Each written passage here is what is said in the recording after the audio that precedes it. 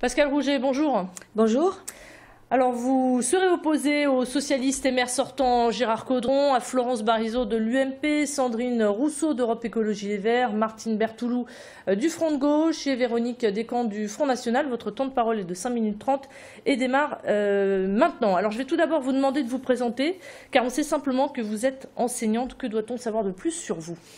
Je m'appelle donc Pascal Rouget, 56 ans et je suis communiste. Je milite à Lutte ouvrière.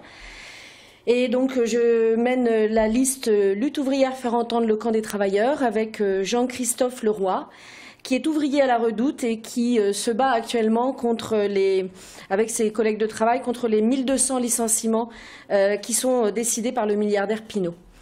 Et donc, comme les salariés de la Redoute, qui scandaient Pinault voyou, la Redoute est à nous, eh bien, les travailleurs qui se présentent sur notre liste, ce qu'ils veulent faire entendre, c'est la colère du monde ouvrier. Alors aujourd'hui, le maire sortant, c'est quand même le grand favori, Gérard Caudron.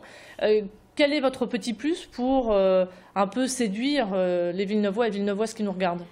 Écoutez, nous, ce que l'on a à dire, c'est qu'on veut être au plus près des préoccupations des travailleurs, que ce soit sur Villeneuve-d'Ascq, mais comme le font les 200 autres listes lutte ouvrière qui se présentent en France. C'est la première fois, depuis l'élection de Hollande, qu'on peut dire ce qu'on pense de sa politique qui est entièrement au service des riches.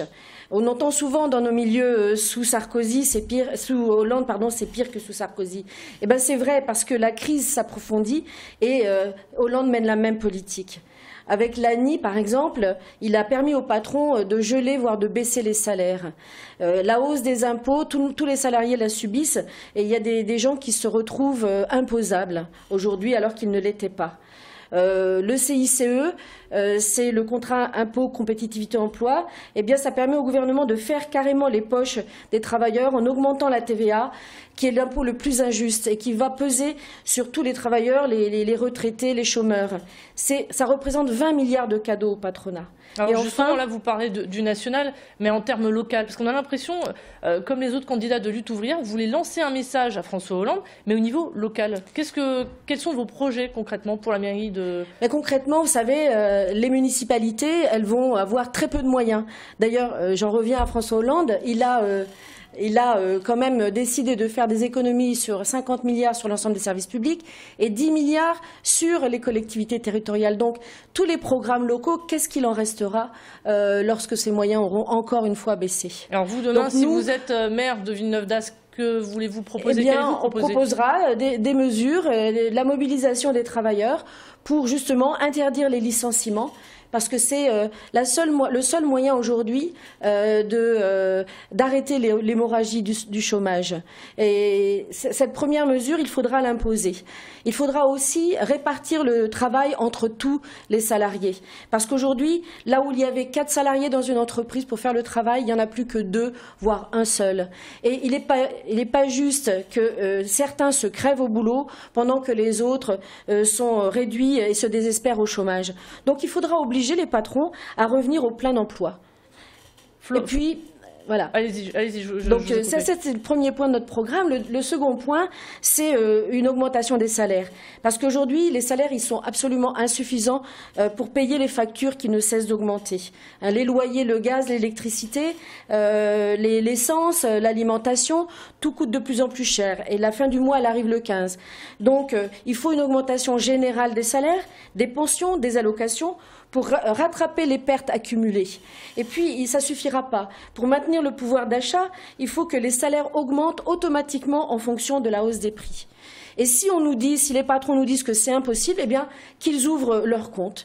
Nous, on pense que les travailleurs, ils ont le droit de les connaître, ces comptes, parce que c'est leur avenir qui en dépend. Et les vrais comptes, pas les comptes truqués, ceux qu'on communique au comité d'entreprise. La totalité des comptes, y compris leurs comptes personnels.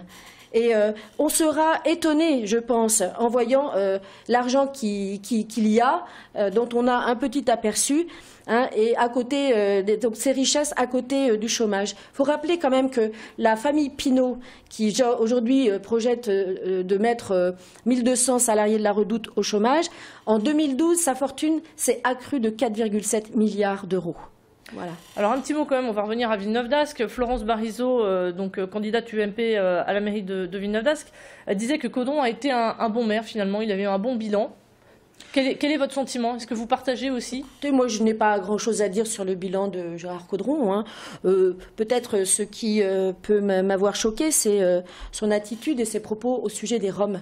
Et je pense que s'en prendre aux plus faibles parmi les travailleurs, que ce soit les Roms, que ce soit les travailleurs sans papier, c'est s'attaquer à une partie de la classe ouvrière et c'est aussi faire le jeu de l'extrême droite.